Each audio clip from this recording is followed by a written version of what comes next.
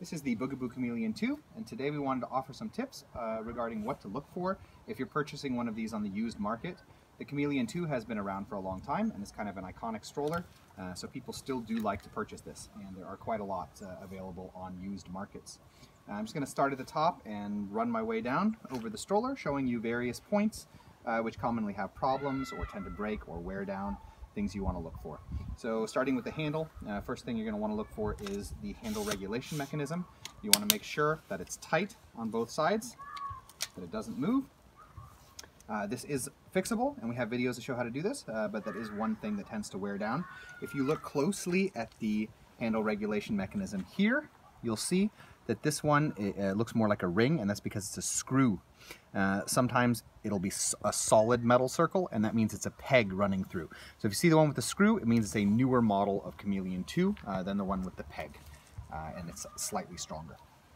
Down below that, you're going to see the central locking mechanism here. So this is the key problem with all Cameleon models, and you're really going to want to check this properly. You want to make sure that it locks into place and that it has resistance on both sides. You can expect there to be some give. It will get a bit wiggly after a while.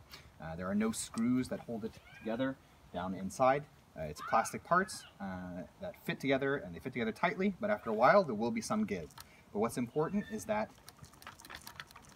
there is some resistance on both sides. And you want to test this properly. So you'll want to pull it down and up that it locks, see that it locks in the opposing position, and that you can unlock it. And you will want to fold down the entire stroller. Just remove the frame, fold it all the way down, and it should actually lock here. The front end might not lock in against the back end, that's a separate issue, but the back end versus the handle should definitely lock together. And then you can pull it back up again. If I were to pick one thing that is most important to test on any Cameleon model, it would be the central locking mechanism. Okay, beyond that, you want to check the brakes. That when you apply the brakes, the stroller brakes on both wheels, in particular the wheel on the opposite side of the brakes, and that when you let go, it releases. And if you push down a bit and turn it, that you don't hear a rapid rattling noise, which would be the result of the wheels, the inside of them, rubbing up against the brake shoe. So I can show you this right away.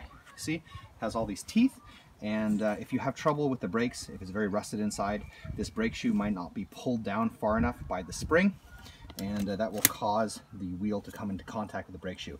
It's not in this case, but it might be. So that's something you want to check in relation to the brakes. We'll do the frame and get that out of the way. So with the frame, you want to be sure that you can press in these buttons and that you can adjust the seat into various positions. And it does have to be tight onto the stroller. So as you find different positions, the button will pop back out. This can also be fixed if it's a problem, but it is one of the things that can have a problem. In relation to the bumper bar, now this has the new type, but most of them will have the old type. You want to check these white buttons, that if you pull on them, they don't pop out on one side. And of course that it has white buttons on both sides, because the older model was held in place just with a tiny peg on the inside that tended to break. Furthermore, with the frame, you want to be sure that you can take it off and that you can put it on, and that it's relatively easy. When you slap it on, then this white circle, which adjusts the seat position, should pop out again. If you have troubles there, it's most likely not on the frame, but the trouble will be down in here, which might just be a matter of some lubrication, but it could indicate that there are problems between the innermost and the second discs. These then are meant to depress when the frame is put on, and it activates the mechanism.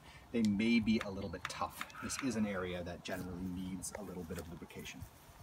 As we move down then to the bottom, you're going to want to check the wheels. So back wheels have a tendency to bend on the axle, and if you take off the wheel and hold it by the cap, you can turn it and look at it and make sure that it's not bent at an angle. That's very easy to see if you're spinning it.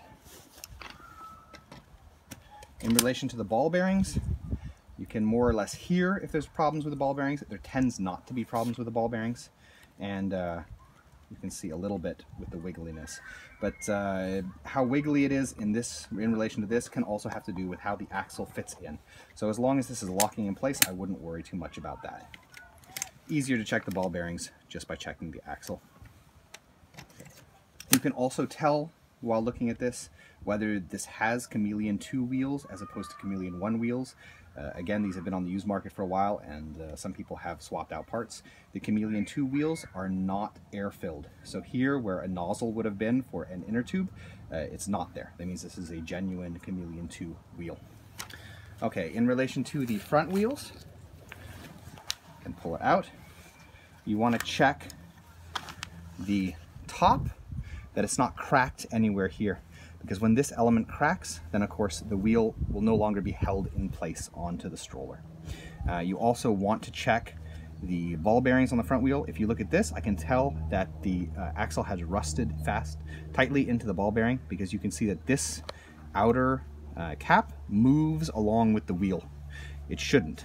So you can still buy the stroller if this rotates pretty well, but that is an indication that these two parts have rusted together, and it does potentially mean that the ball bearing might break apart, in which case you would probably have to replace the whole wheel, given that the axle will be rusted in, and it would be very difficult to remove components. One last note on the front wheels of the Cameleon 2. I highly recommend, if you're buying this stroller, that you get the winter wheels, as the front wheels on this model are just completely incapable of working in terrain, in my opinion, even if you lock them. It'll be a really rough ride. So nice to find a Cameleon 2 package that includes the winter wheels, which is a larger front wheel that sits tightly on the stroller. One last little thing while I'm down here. These clips here, these are what's responsible for locking the front end to the back end when it's folded down. In my opinion, this is not necessary. These do tend to break sometimes, and its only function is to hold the whole thing flat when it's tightly packed, but really it'll still push flat anyway. Okay, in relation to the textiles, that would be the bag and the seat. Right now we have the bag attached. The straps for the seat are attached to the frame itself. You want to check all the buckles, both these ones that are attached to the frame and those on the seat. The thing that most commonly breaks is this little bit here, which the shoulder strap attaches to. So you want to check the plastic is even and that everything clips together on the seat. You want to check the zippers, especially on the storm cover of the bag, that they function well. And in relation to the bag, you want to check the baseboard, that the baseboard is intact and not broken. That should more or less be all of the major elements on the Cameleon 2 that are worth checking when you're buying one on the used market. We hope this video has been helpful to you. If it has been, we ask you subscribe, as it helps us to continue making videos in the future. Thank you.